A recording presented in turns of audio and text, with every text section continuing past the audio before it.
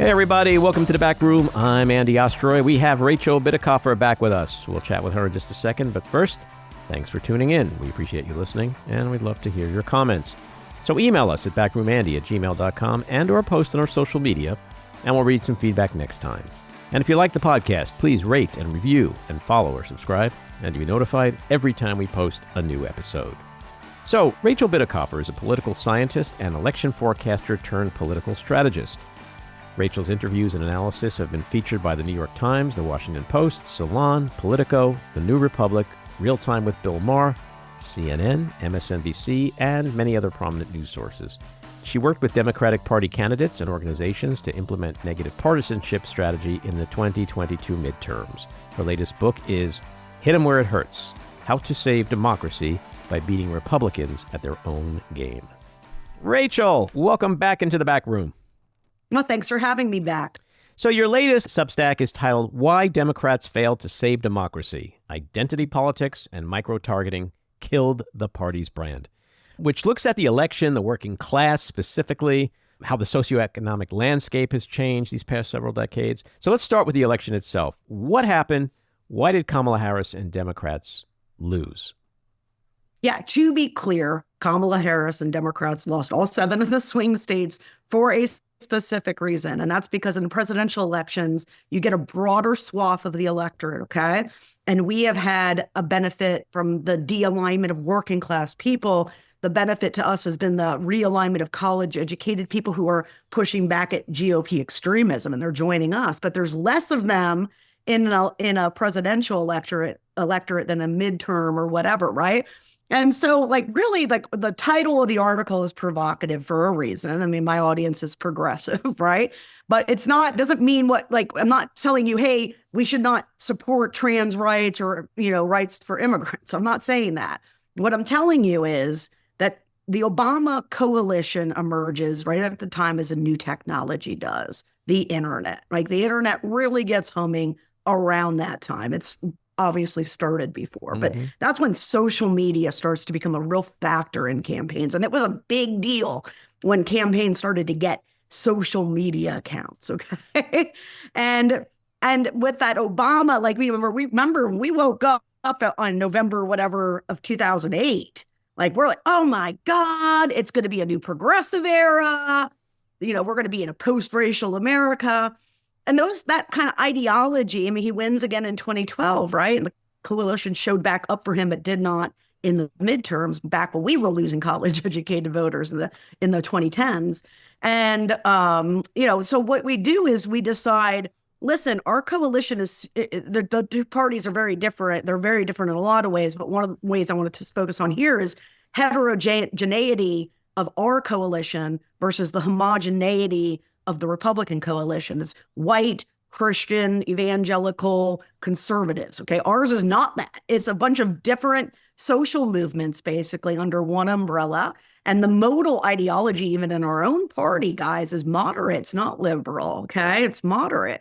And so, instead of doing the broad theme messaging that my book was designed to get Democrats to do, over this 15-year period since 2010, the Republicans have focused entirely on broad, evil, mean branding, broad stroke messaging. All Democrats are socialists. All Democrats are pedophiles. All Democrats are groomers. All Democrats want your daughter to be raped and killed by an immigrant, okay?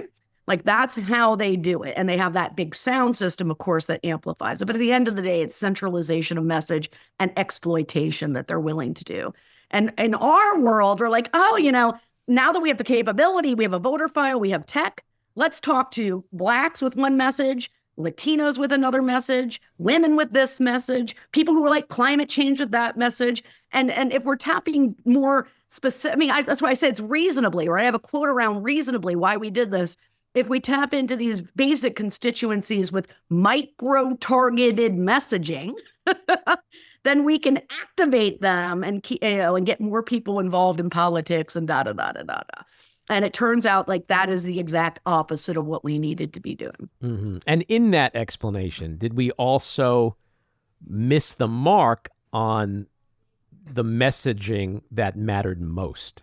if we Yeah, believe I that got it's it. the price of eggs and it's the economy Yeah. and gas and housing and all that, while we Democrats or Kamala Harris, not so much because I think she ran a pretty centrist campaign, but just overall, the messaging out of the Democratic Party seems to be more along a lot of the woke, and I'll say that even though it sounds pejorative, which is not my intention because I am woke, but a lot of the woke stuff that the other side is afraid of and they don't want to talk about, they don't want to hear about because they're too busy paying more for fucking eggs and gas than they want to. So it just seems like what you're saying, it just completely missed the mark.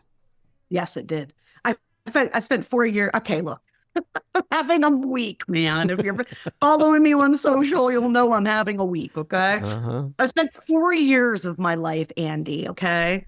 And like when I first left academia and research and I jumped, I mean, I left a lucrative career to go do, whatever, right? My goal was like, okay, these people will never understand that you have to be mean and exploitative in your messaging to go up against a propaganda machine. You cannot use comms to win against propaganda. Okay. And so I was like, oh, I'll make a super PAC. I don't have any rich friends, but that's okay. I have the idea that can save us all. Okay. And I met with some of these donors and I explained to them, I'm like, look, last cycle, you guys spent like 70% positive and 30 neg. And it's not just negative, it's a type of negative work that I do that's very specific, but whatever. You need to invert that at least. And really, it should be like 95% negative. Okay. And nobody wanted to give me any money because I didn't want to test stuff. I'm also like, hey, and by the way, we have a massive distribution problem. Nobody sees our shit. No one sees our shit. So every dollar we spend on testing is $1 less on distribution. And that's a bad dollar spent, especially because the testing is misleading. The testing is going to tell you this message is very persuasive. And then when you get after election day, you're going to be like, oh, that message actually totally failed to resonate in the real world. And what did they do, Andy? What did these donors do? They continued to build Future Forward. And they spent my billion, because I always said, if I had $1 billion, I could save us, okay? They spent my $1 billion, Andy, on positive ads, okay? It's not just like, it's like basically a giant, to me, and to my entire argument, and now we're all going to marinate in it. I mean, I realize I'm uncouth. But you're raising such a lot. But like, I'm here to tell you, like, we have to do this shit or people are going to die. And now we're in this mess. So, well, you're raising a really interesting point because that's in the postmortem of things. That's where we are. When we were out there giving a positive message, they were hitting up their Super Bowl pickup truck dudes on Sunday football games about the trans.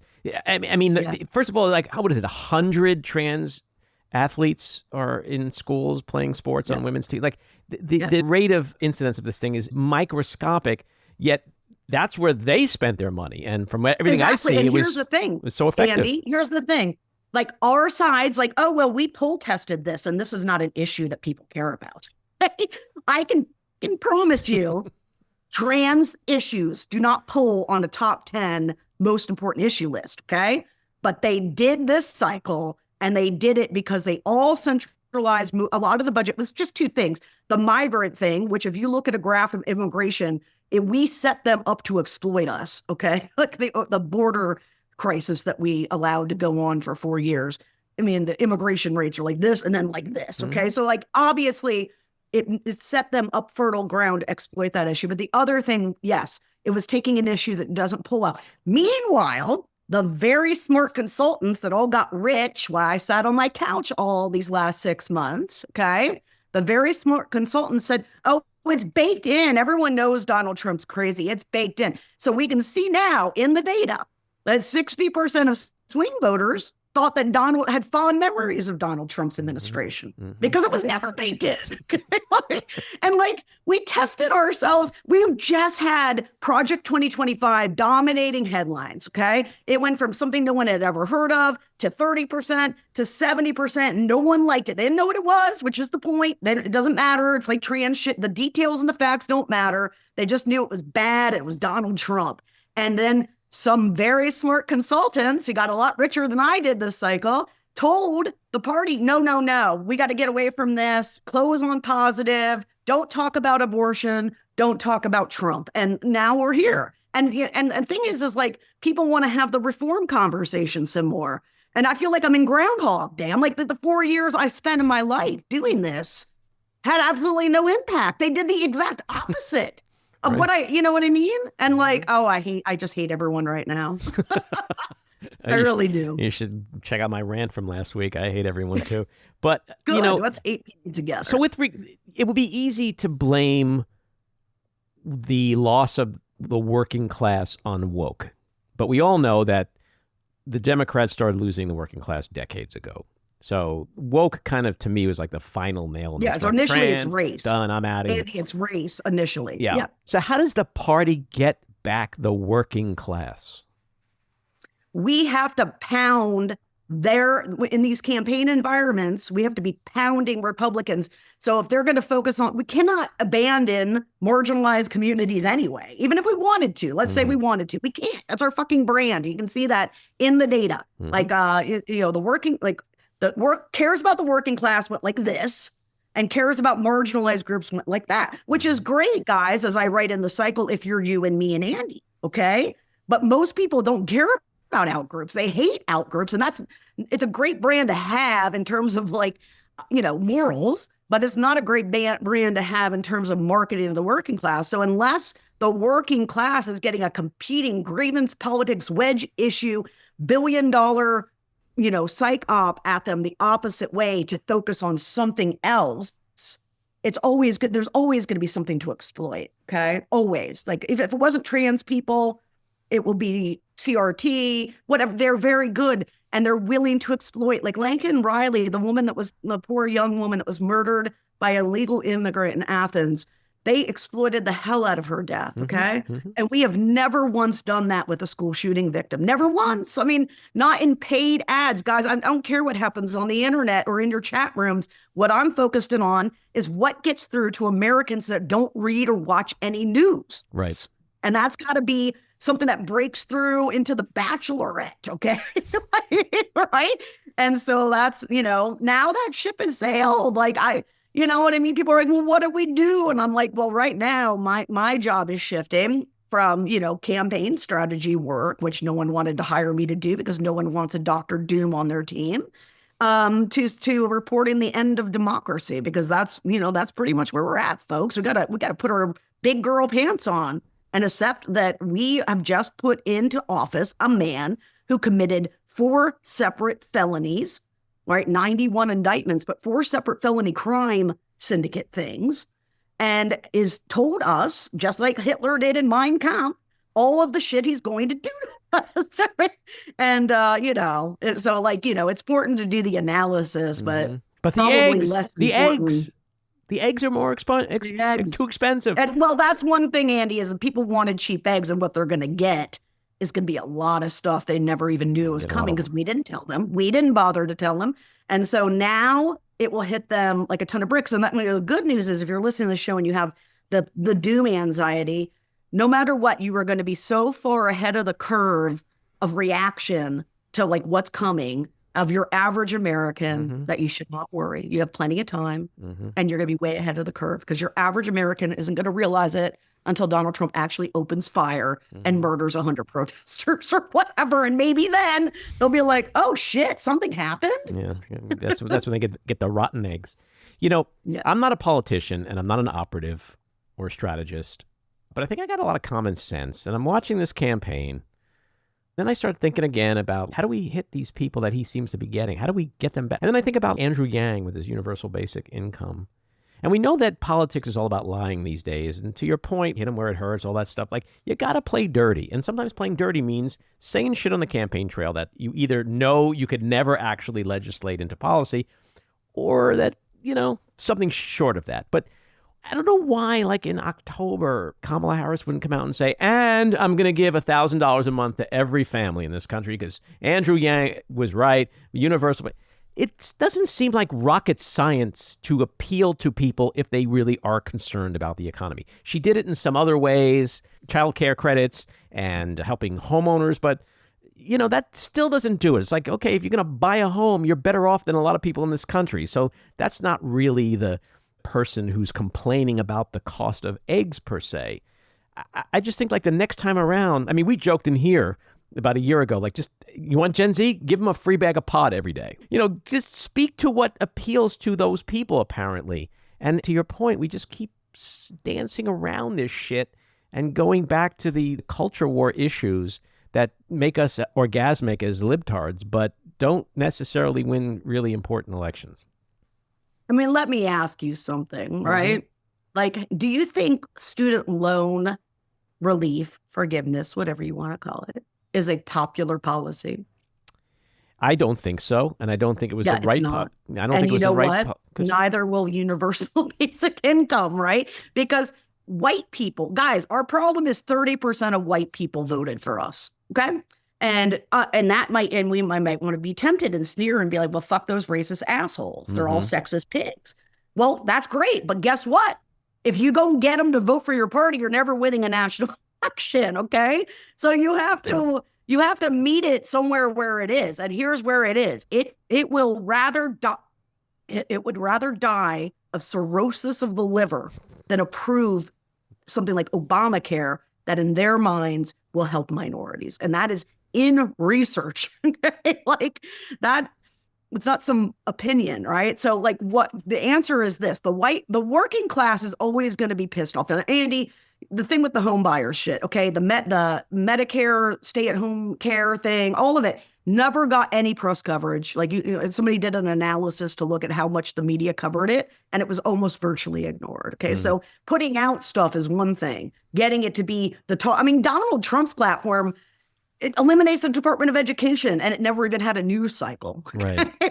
Like, so policy, you guys love it, but people don't care about it, and that's why the press doesn't cover it. Okay, and then the other thing is this idea that delivery politics works. Well, Joe Biden forgave $2 billion in student loans, and it wasn't popular universally, but it was popular amongst progressive Democrats. Okay. Oh, you've got to deliver on this promise for student loans, and then young people will show up and vote for you. Well, youth turnout went down. Okay.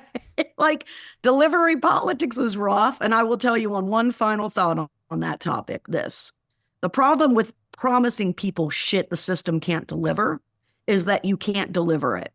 And then you end up with a pissed off people who does not understand the reason you didn't get immigration reform or gun control or climate change action, because we don't have a sound system to put the blame on Republicans. And we often put it on third parties, NRA, big oil, big pharma, whatever, right?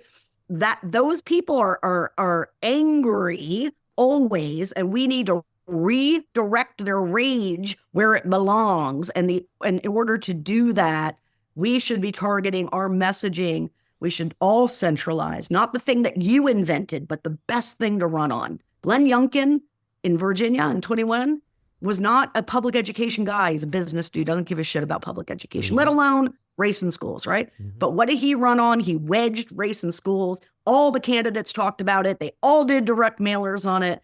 And that's what I was trying to build. For 4 years, I tried to bring that to us, but I couldn't get into the room where it happens. So, we didn't do it. It's disheartening because what I'm hearing you say in some way, or the way I'm translating it in my own head, is that there's such inequity in the system, the political system, and how campaigns are run, and what candidates on the right are able to do that candidates on the left can't do or won't do. Things that the electorate on the right will accept that they won't accept from, like, take defund the police. When I first heard that, I was like, oh, fuck, we are so screwed. But then you have people on the right who are like, shut down the FBI, shut it all. Oh, I know, but that's because we don't exploit it. I made an ad about how they wanted to defund the FBI and let your children get kidnapped without accountability. That's literally the ad. It's 30 seconds. No one would pay to put it on the air. But my point is, has their electorate become brainwashed to the point that it doesn't matter what they say to these people, they will believe it? Whereas the people on the left are kind of like smart, right? And we're principled, and we have a moral center, and we want character and integrity and all that shit. And so we will punish you. If you promised us something and you don't deliver, we will punish you in the midterms. Whereas 2 years from now, I guarantee you, Donald Trump, if he fails, which I think he will, he's going to blame it all on Kamala Harris. Kamala Harris. It's all there. And his cult members, they'll be like, yeah, it's not him, because he keeps getting elected no matter what he does, how much he lies, promises the wall in Mexico and jail Hillary Clinton and all that shit. None of it happened. He didn't do shit. He promised infrastructure every goddamn week of his presidency, right? Yep. So, well, how many ads did you see this cycle that reminded people that he was going to repeal and replace Obamacare, and then failed, and 8 years later still told America he has a concept of a plan, right? Like the public doesn't know any of this shit. I mean, that's the whole point. But does that put my Democrats at a huge disadvantage? Yes. Because we're like going onto a baseball field with hockey equipment. Yes.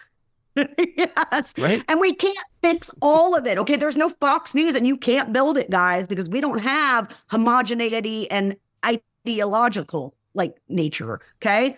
But the end of the day, we elect 60% of, and it's not about the MAGA people. It's about the swing voters. These small, undecided, tuned out, disproportionately powerful fucking imbeciles. Okay. Those people have to hear, if they're hearing Kamala used taxpayer money to fund sex changes for prisoners, and you're over here talking about housing loans or Medicare for all or anything that isn't Donald Trump caused this woman to bleed out and die in a hospital parking lot, you're going to lose, okay? And especially because when you factor in their infrastructure of amplification and centralization, right? So, we wanted to have somebody ran a bunch of data, very smart consultants ran data and testing, and they're like, you should close on positive messaging. Our system, I just don't even know what to tell you. The thing is that any psychology book would teach you that our entire approach is flawed fundamentally at the ground level, not up here, down here. And yet all these very smart professor analytics people working, for big checks in the Democratic Party and keeping me intentionally locked out of the room because I'm going to tell their benefactors they're doing it wrong, right? Like that, it just sucks because the people that are going to pay are going to be Black people, Latino people, and trans people, and Muslims, okay? How do I know that? Well, Donald Trump, for a year on his website, has had videos. You can go Google it right now, Agenda 47 Trump, and you can watch his crazy shit, purging the universities of Marxists and jihadists, okay? That means Democrats and people who are Muslim in normal speak, okay? That's what we're up against. Just think about the Arab American community is already having buyer's remorse. You look at Dearborn, Michigan, right? How it went for Trump. And what did he do to pay them back in the first week? He nominated Mike Huckabee to be ambassador to Israel. Mike Huckabee, who famously said, quote, "There's no such thing as a Palestinian," end quote, and supports the annexation of the West Bank. And so there are already articles where the Michigan Arab community leadership are already saying we got screwed. And so, again, what you're explaining, though, is a game that how do we ever win this game if one side deals in lies, hate, and dumbing down the electorate and playing to our worst common denominators, and the other side is swirling in their typical vortex of truth, facts, kindness, positivity.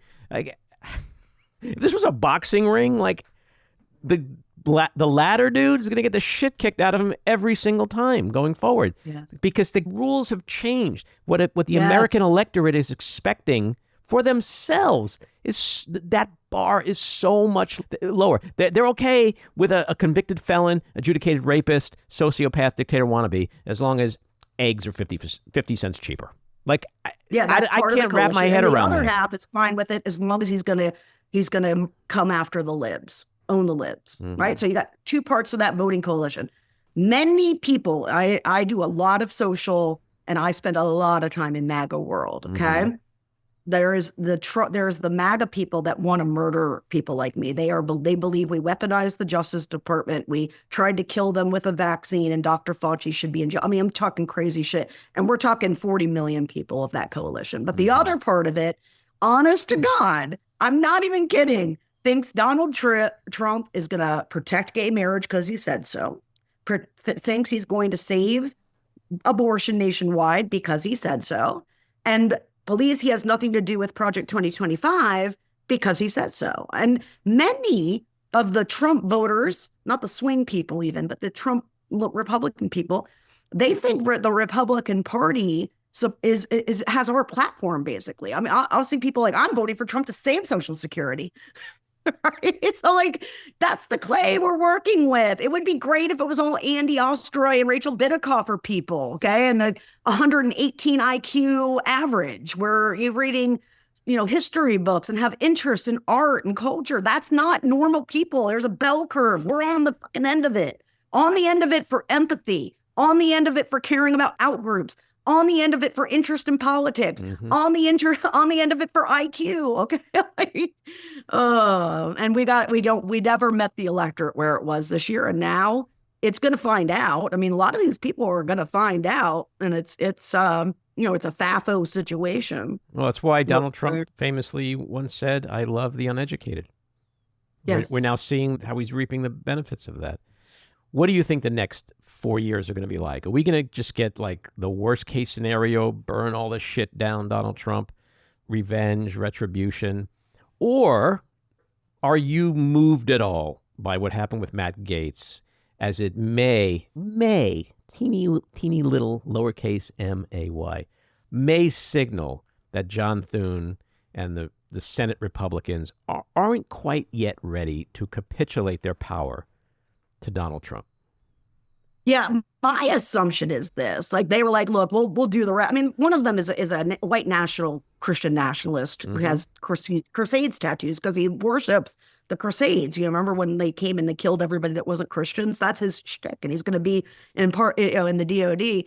Pam Bondi, the replacement nominee, has the most important attribute that Trump wants, and that's loyalty to him above the law. And she proved that when she, served as an impeachment lawyer, ran his super PACs after the insurrection and all the crimes he committed, right? So, like, here's the thing. People want me to tell them what's going to happen. And I kept telling people, I can tell you what's going to happen in elections. But once we move into a post, like where there may not be elections, right? Because think about it. Donald Trump controls now the federal government. And last time around, the reason we had such a great advantage this cycle is he was out of power, okay?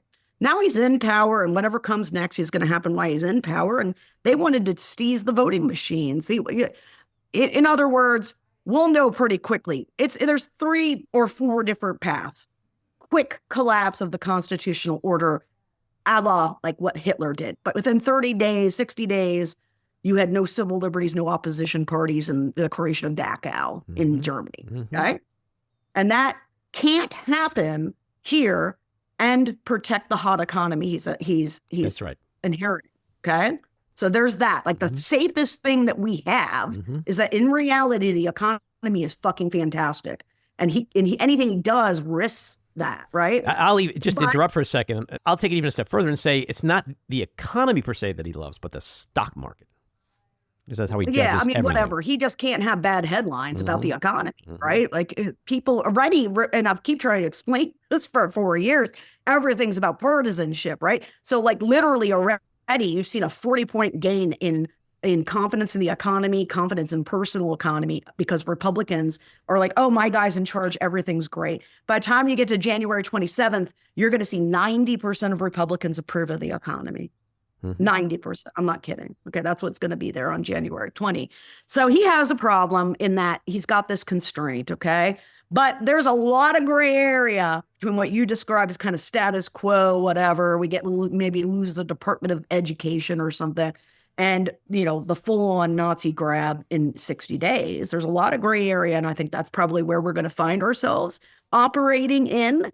And, I'll have a better sense once I see this cabinet. My opinion is this cabinet's getting confirmed. All of them. Okay. All of them. And, they've already introduced a bill in the House that they're really going to prioritize now that they have control of the Senate.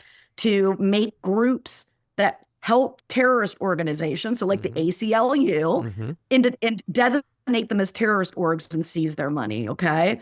They are moving legislation right now to get rid of the Department of Ed. He's brought in Elon and Vivek to fire federal employees. Like this, they are doing it, guys. They're going to do it. For 4 years, I tried to tell people they're going to do it. Clearly, Democrats never bought that. You can see it in the reaction because there's so much business as usual happening in the House caucus. I mean, I know Nancy Pelosi had a meeting with House members and it was all about this and that and about like the fucking world wasn't on fire, right?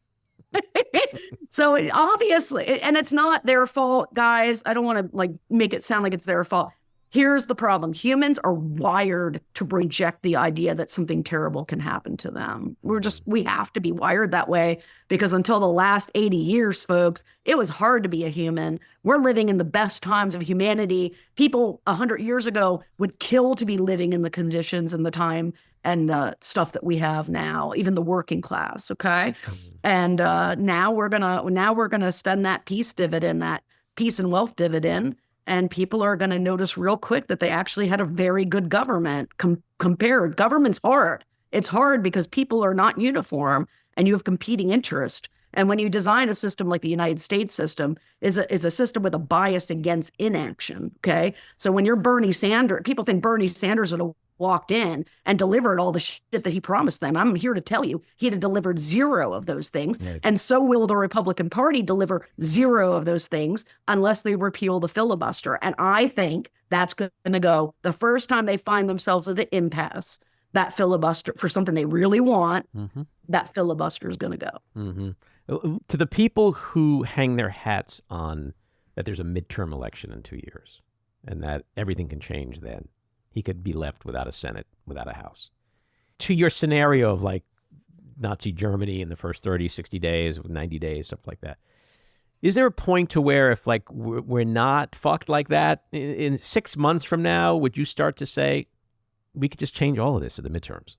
Like, is there a point where we're over the hump and that we just got to start focusing on the next election? Because we're still a democracy. There's still checks and balances. The courts, even the Supreme Court, has pushed back on Trump's worst impulses, at least to burn democracy down. Maybe gave them full immunity, but okay. But that's not like just literally handing the keys to democracy. I don't yes, think, it is. It can be argued, and I know you can argue that. But let's say the worst case scenario doesn't play out, and we get to see that soon enough. Yeah, be great. Nobody should ever mistake my desire to be right over to be for people to remain safe and stable. Right. Because I would love to be wrong. There are permutations that take us on a pathway to, somewhat normality. Yes, we're going to see massive corruption. They're going to raid the coffers of the government and get fat and rich like Russian oligarchs, right? But, at the end of the day, when you still have rights, will there still be federalism where the states control their own destinies and all that? Exactly. There are pathways, absolutely, where we could end up on that trajectory. I hope we end up on that trajectory. And here's the good news. Democrats don't have to do jack shit. They don't have to change a damn thing. And they're going to look really great in the midterms because Donald Trump is a shit show. Yes. It's a shit show the public forgot about, but now they all have first row tickets to the movie again, okay? And so really all this angsting about this and that, yeah, I do think modest changes are needed, but mostly if there are elections, Democrats should benefit mightily, again, from being the out party, where we always win elections when we're the out party because we don't have to be good, okay? This cycle, we were the in party and we had to be good and we totally failed. Yeah, well, I think it would be prudent for us all to prepare for the worst, hope for something just shy of that, and really focus on 26. That's the out. Rachel, thanks for coming back on. Always a great chat, and look forward to the next one. Thanks. Take care.